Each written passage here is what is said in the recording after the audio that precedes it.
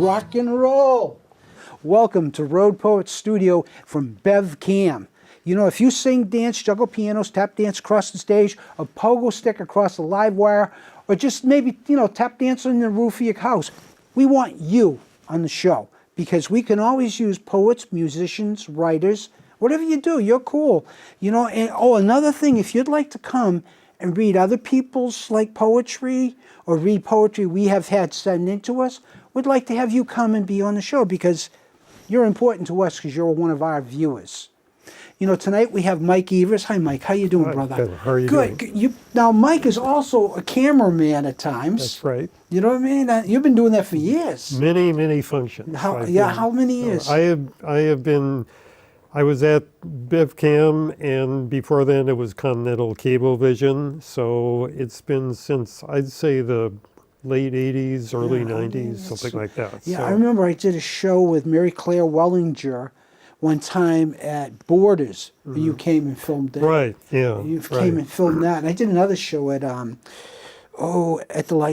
Lyceum over in Salem. I did a lecture over there, and I think Jim Grant came over. Jim Grant was. I'd love to have a copy of that, but I think that's Jim Grant was part of the Continental Cablevision crew too for Poets Cafe. I've been very gifted with so many great people, such as the people here today, to do shows and stuff. Yeah. You were telling us about a story you're working on now? Yeah, I guess I've come here as my writing, kind of writing role. So I've been doing some writing, and so I've been doing mostly short stories. And I have a story that actually is composed entirely of emails. I want emails and how can I say it? Memorandums, because partially I worked in a bureaucracy for a long time, so I kind of know how people send things back and forth to each other. But in this case, I actually tried to write a story that was composed entirely by emails. The sort of early version of this was books and novels and stories that were actually composed in letters. They were called epistolatory stories. But a more recent version could be the email stories, stories composed of emails. And what I wanted to do is I sat up one night and I suddenly thought of what would happen if you were riding the MBTA and they suddenly kind of veered off to a stop in a town where nobody ever knew there was actually a MBTA stop. And so in the end, I made something up, and I actually called it the Groveland stop. So if you've ever taken the Newburyport train, the Newburyport train goes through Ipswich and Hamilton and I think of Rowley, and then ends up at Newburyport. But in this case, I wrote a story in which the train suddenly veered off to Groveland, and it would only stop there at night, and nobody knew why it was. And so there were three people. One was a manager of the MBTA, and he was the manager of the North Shore version of this, and he was the one who kind of knew what was going on but didn't know it completely. And then there was a conductor who was aware that this is happening, but was a little bit anxious about this, and nobody would tell him why this was making the stop. And then there was a sort of a sub-manager, a kind of assistant manager who knew that something was going on, but wasn't quite clear. And he was the person who was sort of the rational person. And so anyway, there were people with different motives, and they were all bummed out about this stop that was actually occurring, because nobody knew what it was actually about. The only thing that they did know was that there was this kind of philanthropist who was a very rich man who had promised to give the MBTA, because the MBTA always wants money, and promised to give the NBA tons and tons of money as long as they let him alone in Groveland, up in 97, where all the woods are, and let him alone to do what he wants to do. So that what he wanted to do was a secret, and so the story itself is there is a kind of a story continuation of it, but it's told by these three people who are sending emails to each other. And you want to read that in different voices? Yeah, I thought would be interesting to, since there are three people involved. There actually were more, but I cut it down to three. And I thought it would be interesting to work with three people, three voices. There are three different voices, and the voices are very different from each other. There's the head manager who is, very authoritarian and so on, and there was the conductor who really doesn't know what was going on and really is kind of anxious about things. And then there's the third guy who probably more than anyone else is kind of our representative. And so all three of them have different voices, and I thought it would be interesting to have three people do this. Wow, and you're going to come on next month, and you're going to read that, right? That is so great. Yeah, so it should be interesting. Mike, I see Mike all the time down at Cycles 128 because we love motorcycles. I love motorcycles. We love motorcycles. In fact, I think would be a good thing to do right now. We got a clip that I was down to Cycles 128, and we looked at a little bike. I never seen anything like it before. It looks like a Honda Cub, 50 with a step through, but it isn't. We'll be right back right after this. Rock and roll, we're here today. We're down at Cycles 128. We're interviewing Frank Grasso, and we're looking at some of these great rides that are really historic pieces of machinery. Now, last segment, we shot that 150 Honda, which was a CA. This is a CA Dream, the Honda Dream. It's a 300, it's not a 305. Yeah, this is a 300. This is a 300. This is like the last bike, but maxi sized. And this was really the one could drag two people down the road pretty well. This one could move out. And now take a look at the way they did things right here. Look at the shield around. That's the chain underneath there. And that's to keep it all clean. I mean, everything they did, the exhaust pipes, those saddlebags, those are aftermarkets. They are aftermarket add-ons, those are, yeah. Yeah, they were sort of more Harley style. In fact, they look like old K-bags. This seat's done in red. And look at that beautiful rail for the passenger to hold on to. You look at it, and of course you always could tie your bedroll off there if you, or your beach towel if you're heading for the beach. These are just like a great piece of machinery. Now this one would go a little faster than the last one, though we don't push speed here. We talk. Yeah. Now this one would do almost 100 miles an hour. Well, it's a little faster than we want to talk about on the show. This was going into the performance aspect of the motorcycle industry, and there's a few things on it that point that out. It's got an adjustable steering dampener here, for when you're at speed, you wouldn't get the handlebar shake.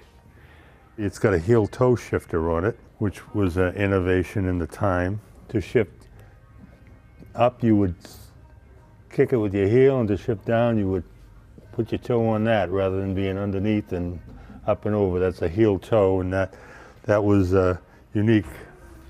And look at the heads on this. Look at the machinery in it is really sweet. Very, very nice detail, fine pitch, and you got the knee pads to grab so that when you're stopping, you don't go over the bars.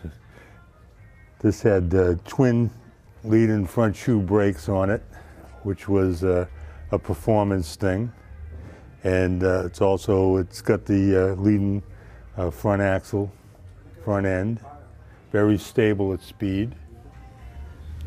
Check out again. We have that signature tail light. Every motorcycle company really has got its own type tail light, and that was the Honda one. And look at the way the Honda is embossed right there on the seat and that rail for the passenger to hold on. And look at the beautiful red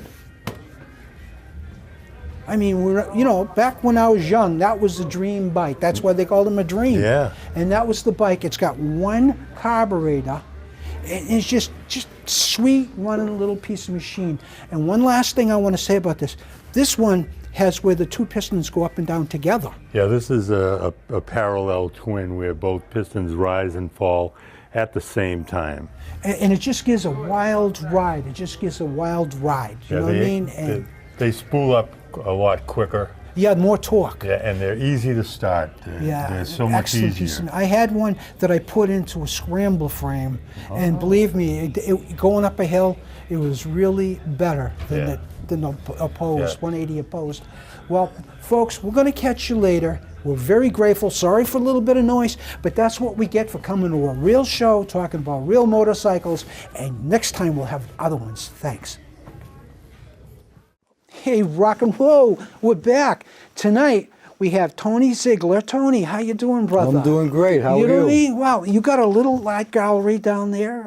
It's at my studio, yeah. I mean, on that is so Grand cool. Tool Street.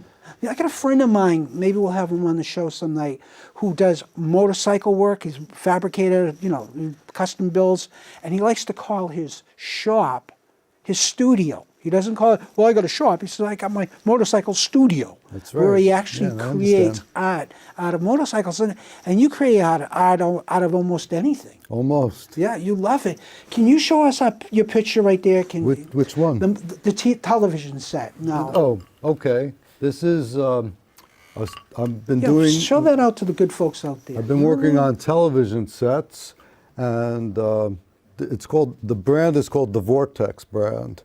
And this is actually, I think it's Artie Shaw or Glenn Miller, I'm not sure. And I do some quite large ones. I have one of Elvis Presley, that's really huge. And now at Gloucester Crossing, where my studio is, there's one out on the street. It's called Flat Screen. It's a mirror, and it's painted like a TV, and it's attached to the post, and it says "You are beautiful" on it. And people are really digging it. Wow. They're saying that I'm making this horrible stop light, the longest in Beverly, the most fun. Yeah, well, I mean, that's what art is about.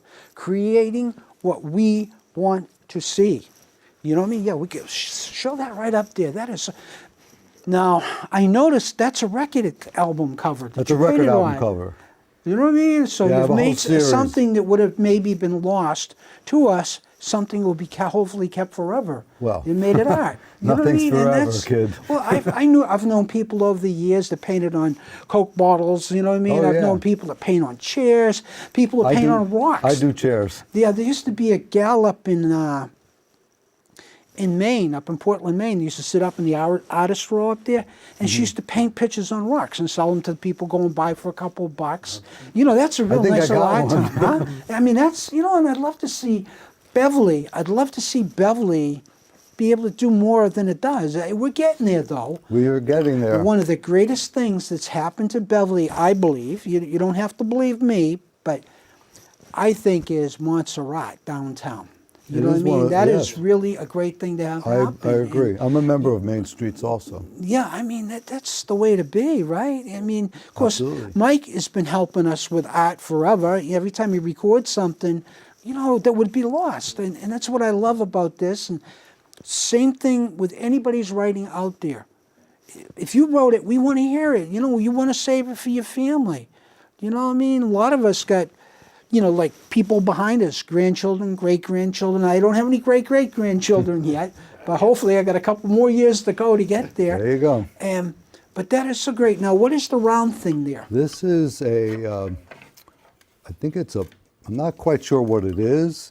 It has Clowny on one side, Yeah. and it says, "God is colorblind. Are you?" And these people here are people that I connected on the Brooklyn Bridge to do a 6-way share for a kidney transplant. Wow. And the woman who got the kidney transplant was named Destiny. And there's actually a photograph of me on Facebook with white on, and I'm in the middle of a Jamaican Cuban family, and they're all wearing orange. Yeah, wow, wow. And I just happened to meet them. Oh, we're going the wrong way. Yeah, so cool. You know what I mean? And they make sound too. And you also got a couple poems there. Yes, I do. Let's check them out. Okay. Now this one I did here in Yeah. Beverly, and can I turn around so I can read it? Sure, And definitely. this is Go me ahead. playing my Telecaster. Okay, go with ahead. my hat with the mirrors on it, which I wear in the studio. And it says, standing here at Gloucester Crossing, the moon setting to the west as the sun rises in the east, the sounds of the train, of the siren, all the senses awake. Another day on this here now. I can hear, I can see her, I can feel, I can love, I can ride, I can stop, chant out loud, wear it proud, life. The senses on, sometimes I can't even read my own poetry. It's a little crisscrossy. Yeah, so, it's cool. It's yeah. cool, man. You And know? I also like working on found scrap paper. And this is one that I wrote. I was going into the Y, and this piece of bag was on the ground, and I picked it up. And it says, wear it proud, son. I have gone 500 miles to find 2 broken pencils and a scrap of paper. Soy sauce, coffee, and a glorious sunrise. What could be better than to be Sterling in the Garden City? Wow, you know, some people may be shocked that I used to be a bit of a hippie back in the old days. No. I know you'd never believe that, right? But, you know, it was one of the great things about that culture and then is people actually built things, did things, talked about things, and so much of that is missing. So you people want to come on, they're more than welcome to come on, talk about things, show us their work. Don't be afraid to be who you are. Like that thing they say now, sing like nobody's listening, dance like nobody's watching. That's right. Do what you think you can do. I got a good quote that I saw in the Boston Globe, and I wrote, I volunteered to take care of the board in Sterling every morning and change the race board. And today I wrote, do not let anybody fear you or shame you into being anything but your awesome self. And I believe Kasha or somebody like that, somebody at the Academy Awards said that. Wow, wow. And it's, you know, a friend of mine just tried to get a booking to do a book signing, which it's hard to get them sometimes. And it's only like an Annie's bookstop. Not that I'm picking on Annie's, but I mean, you know what I mean? It's not like Harvard bookstore, but not that I'm nuts about Harvard. But anyways, you know, like they asked them, well, do you have any, they actually literally want to know if they had something. They said, well, with the people we like to have here, we usually like to have somebody with, you know, clippings from like the New York Times, you know, maybe the Boston Globe. You know what I mean? Like, I've been in the Globe, I've been in the Herald, I've been in a bunch of papers, but not everybody has that. And how do you get that? You got to get it one scrap of paper at a time, one interview at a time. So if anybody would like to be, that's why I'm so pro. And one thing though, Mary Claire Wellinger did this to me. She's a good friend of mine. She said it in the Boston Globe, I believe it was, and Peddlar says all bikers read Gertrude Stein. You know what I mean? Which I do love Gertrude Stein because she was, I think the reason she wrote so great was she was very, very fluent in French. But when she thought in French and then wrote it in English, it comes out like these beautiful translations rather than just composed English. You know what I mean? But most bikers wouldn't say that. You know what I mean? So she did ruin my reputation. And the one on the paper bag there, what is This that? is a song that I wrote when I was in Arizona in January 2015. And I recorded a dubbed reggae version and a country ballad version. And I did it on the spot. Yeah. And I'd like to sing it with my guitar if possible. Yeah, can you read it, or do you already know it, or? Oh yeah, but I have to look at the words. Yeah, okay, But well, I use the guitar with it. yeah.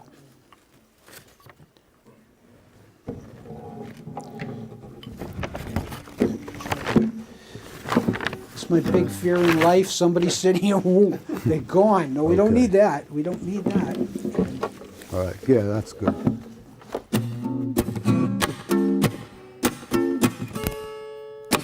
Go to the vortex, boy. Go to the vortex, boy.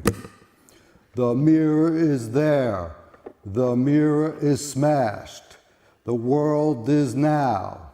The world is now. I said, go to the vortex, boy. Go to the vortex, boy. No white, no Caucasian, no Negro, such a disgrace. Go to the vortex, boy. Go to the vortex, boy. Look inside yourself. Go to the vortex of love. Go inside, turn and look at the other side. The chrome, it melts, the plastic cooks, the eggs are raw, the mind is now. I say, go to the vortex, boy. Go to the vortex, boy. No more hate, no more pain, attitude adjustment, it's just the same. I say, go to the vortex, boy. Go to the vortex, boy. Drink the pure water, look beyond the TV, look behind the blind faith. Be in love, sing your own sound, go to the vortex, boy.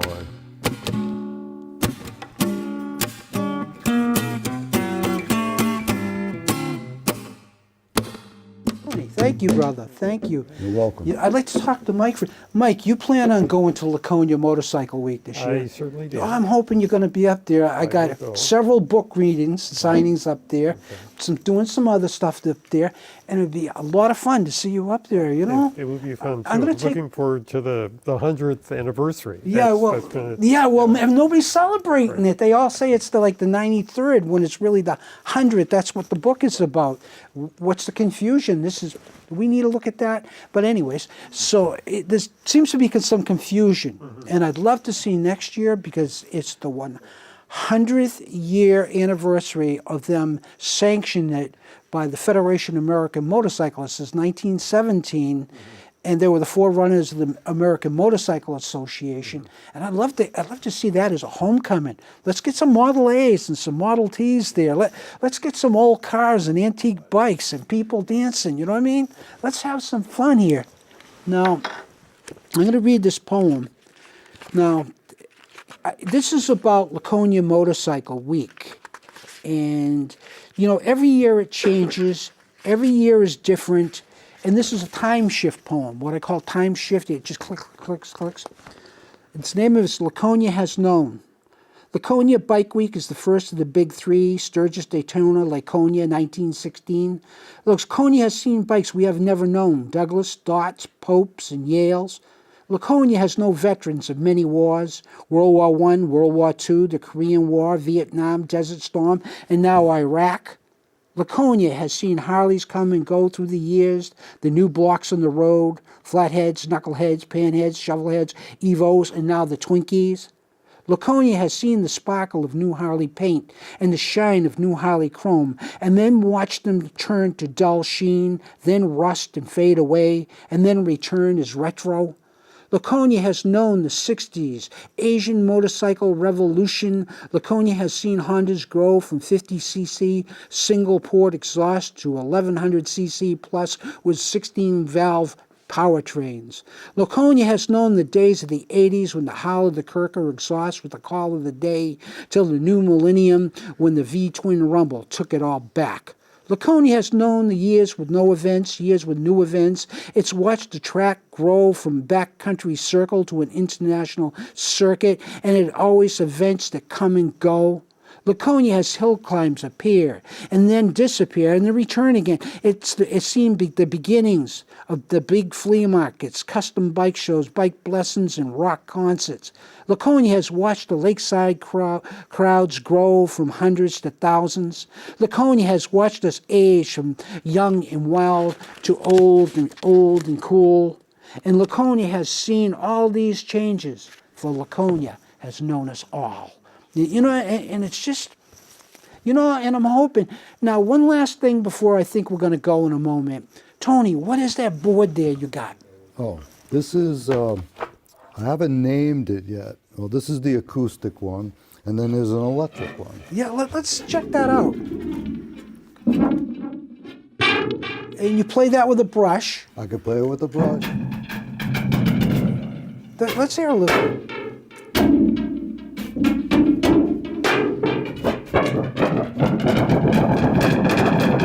This was actually being thrown out by Joe's Pizza, Wow. and I cut it in half.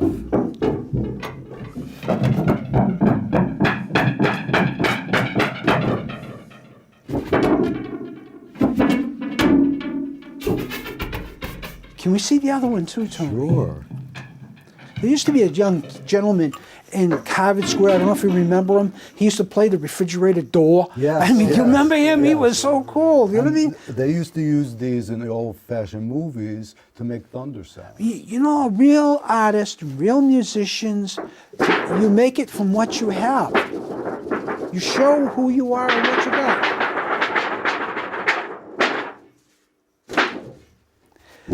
I suggest that children do not do this without parental Yes, I can see supervision. that. It's very sharp. You could get filleted, you know what I Yeah, mean, with you that. could. You know? Some night we're going to have to try the one with we're going to do that with a poem. Well, we're gonna do that in my studio. Yeah, we'll come up with some wild poem. We're going to be... Can I put a plug in for my studio? Sure, of course you can. I am from the same school as